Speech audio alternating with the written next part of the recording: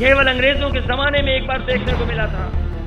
जलियांवाले बाग में आगे से गोली चलाई थी, भारतीयों को छलनी छलनी कर दिया था, और भारतीय जनता पार्टी ने जीप को पीछे से किसानों से चढ़ा करके किसानों को कुचलने का काम किया है। कहाँ है रोजगार? बड़े बड़े विज्ञापन लग रहे हैं, लखनऊ और दिल्ली में रोजगार दे दिया, नौकरी दे दी। बाबा मुख्यमंत्री ने सब नौकरी छीन ली, सब रोजगार छीन लिए। ये जो बुलडोजर वाले हैं, इनका पुल दिखाई दे रहा है खेत में, विज्ञापन में बताओ कहाँ की तस्वीर छप रही? एयरपोर्ट जनता को दिखाना था तो चीन की तस्वीर छाप रहे हैं, फैक्ट्री दिखानी थी तो अमेरिका की फैक्ट्री दिखा रहे हैं, और जब बांध दिखाना था बुंदेलखंड का तो तेलंगाना का बांध दिखा रहे थे, और फ्लाईओवर दिखा रहे थे बंगाल का। उद्घाटन हमारे काम का उद्घाटन कर रहे थे। बाबा मुख्यमंत्री ने ऐसा खेल खेला कि प्रधानमंत्री जी से हमारे चाचा के काम उद्घाटन किए हुए फिर उद्घाटन करवा दिया। बताओ भारतीय जनता पार्टी के लिए दरवाजा बंद करोगे कि नहीं करोगे? बंद करिए इनके लिए दरवाजा।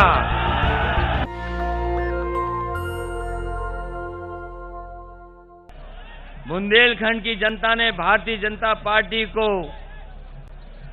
बहुत समर्थन दिया। बुंदेलखंड की जनता ने सब विधायक जिता दिए, सब लोकसभा जिता दिया,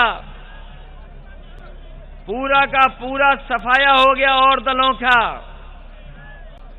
लेकिन आपके हाथ क्या लगा बताओ? 4.5 साल में आपके हाथ कुछ लगा हो तो बता दो। आपको खाली छोड़ दिया।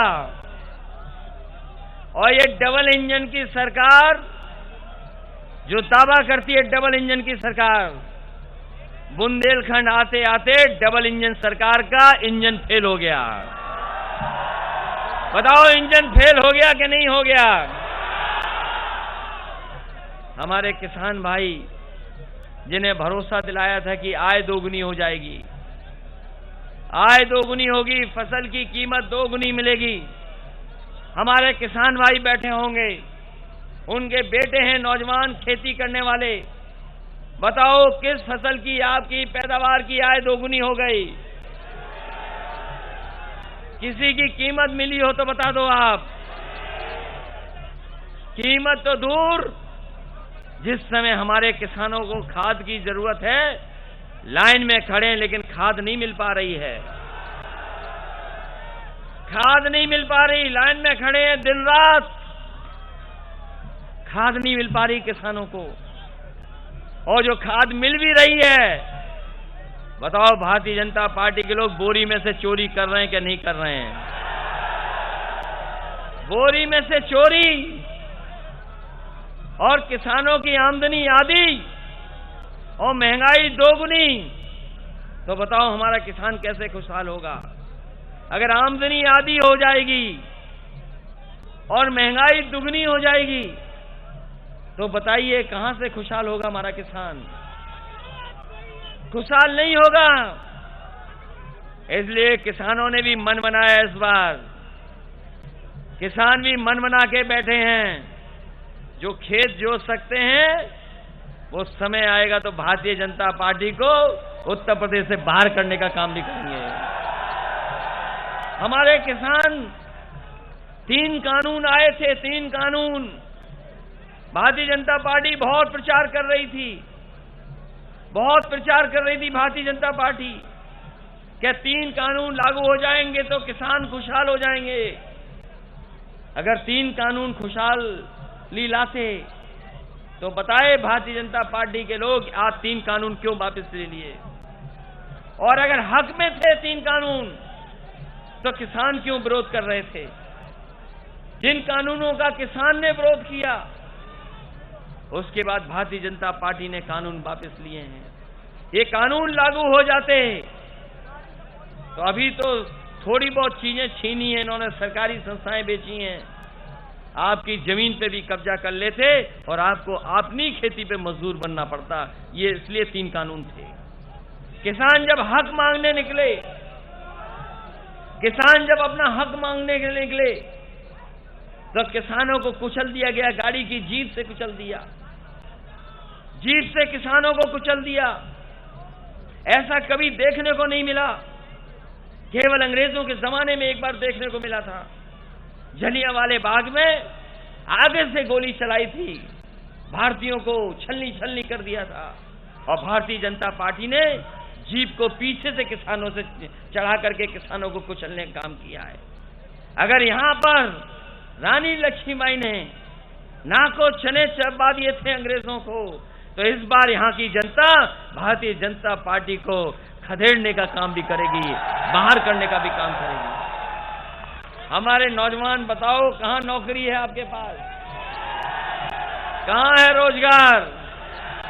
बड़े बड़े विज्ञापन लग रहे हैं लखनऊ और दिल्ली में कि रोजगार दे दिया, नौकरी दे दी। ये बाबा मुख्यमंत्री ने सब नौकरी छीन ली, सब रोजगार छीन लिए। नौकरी और रोजगार नहीं दिखाई दे रहा है। सड़कों पर, खेतों में केवल बुल दिखाई दे रहे हैं, बुल। ये जो बुलडोजर वाले हैं, इनका बुल दिखाई दे रहा है खेत में। रात रात जगना पड़ रहा हमारे किसानों को। बताओ, बुल और बुलडोजर हटाओगे कि नहीं हटाओगे? और अब मुख्यमंत्री जी को याद आया है कि बच्चों को, पढ़ने वालों को लैपटॉप देंगे, टैबलेट देंगे और स्मार्टफोन देंगे। अब मुख्यमंत्री जी को याद आ रहा है, बाबा मुख्यमंत्री जी को, कि बच्चों को टैबलेट देंगे। बताओ, कौन सी टैबलेट मिली 4.5 साल आपको? कौन सी टैबलेट देते रहे? और अब स्मार्टफोन देना चाहते हैं। कभी सोचना, ये लैपटॉप क्यों नहीं बांट रहे हैं बाबा मुख्यमंत्री? क्योंकि बाबा मुख्यमंत्री लैपटॉप चलाना नहीं जानते, इसलिए लैपटॉप नहीं बांट रहे। बताओ, बाबा मुख्यमंत्री लैपटॉप चला लेंगे? तो इसलिए आपको योगी सरकार चाहिए कि योग्य सरकार चाहिए?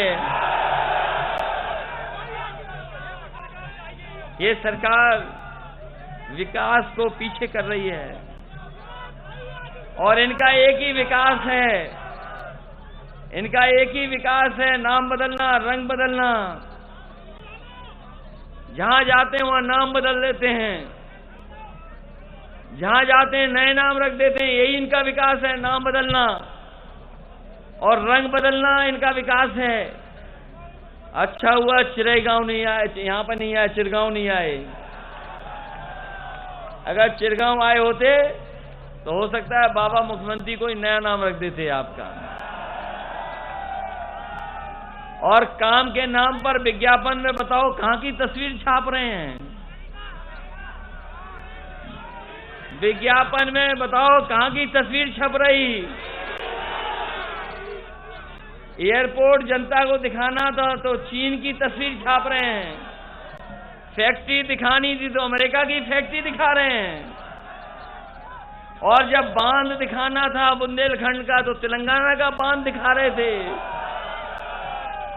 और फ्लाईओवर दिखा रहे थे बंगाल का। और अभी तक तो हमारे कामों का शिलान्यास कर रहे थे, उद्घाटन हमारे काम का उद्घाटन कर रहे थे। इस बार बाबा मुख्यमंत्री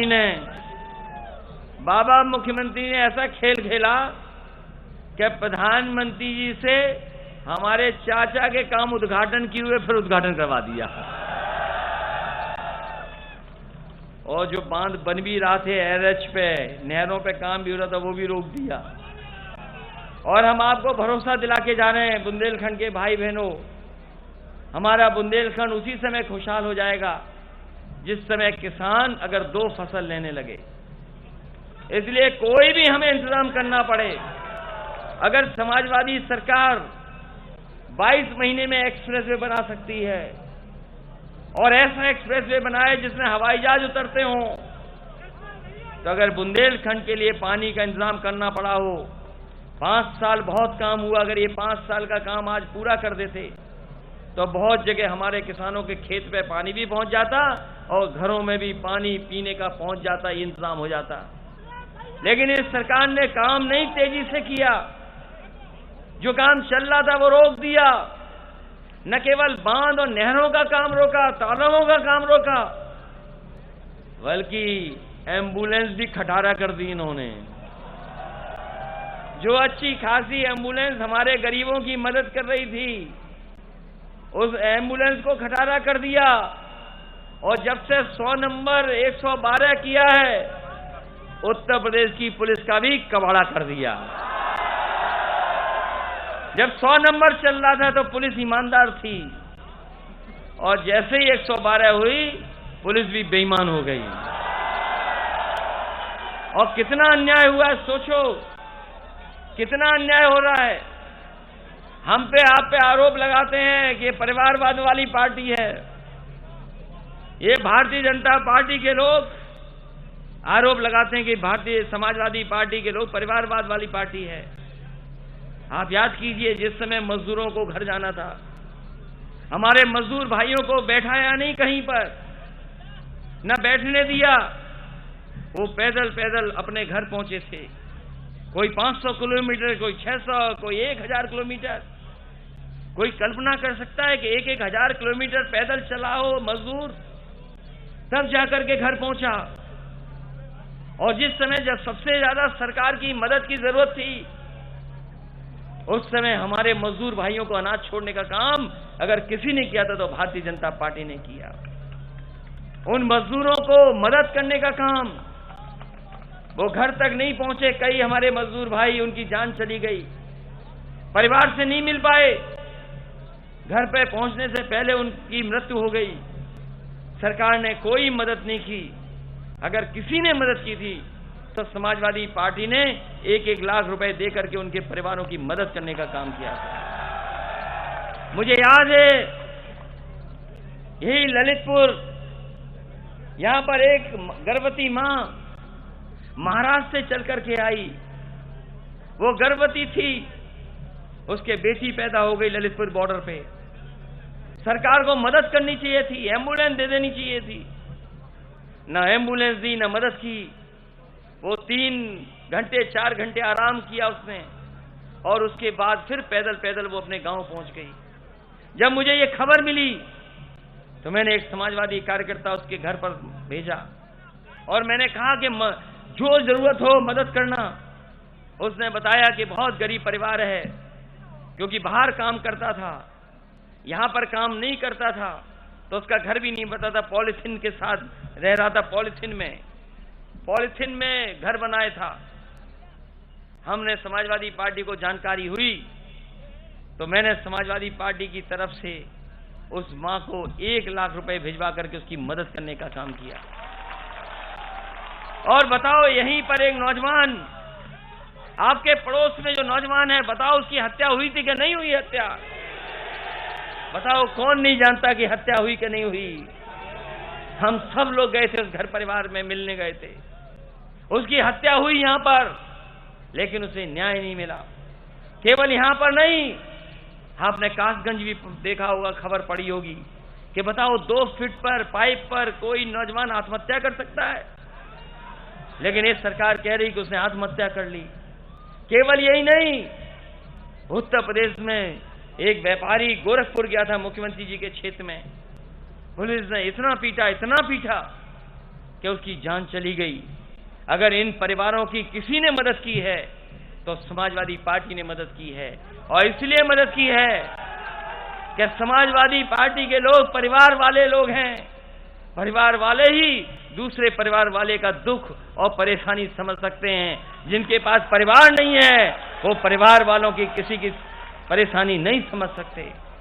और अगर परेशानी समझते तो बताओ, हमारे किसानों को लाइन में लगना पड़ता, खाद के लिए लाइन में लगना पड़ता, और अपनी माताओं बहनों को हम समाजवादी पेंशन दे रहे थे।